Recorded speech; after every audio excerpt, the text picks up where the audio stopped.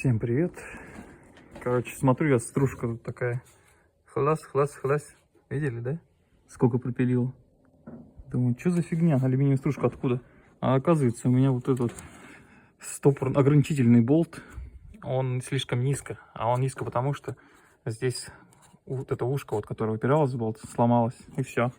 Теперь пила может сама себя пилить. Короче, без ограничений вообще. Некачественное все.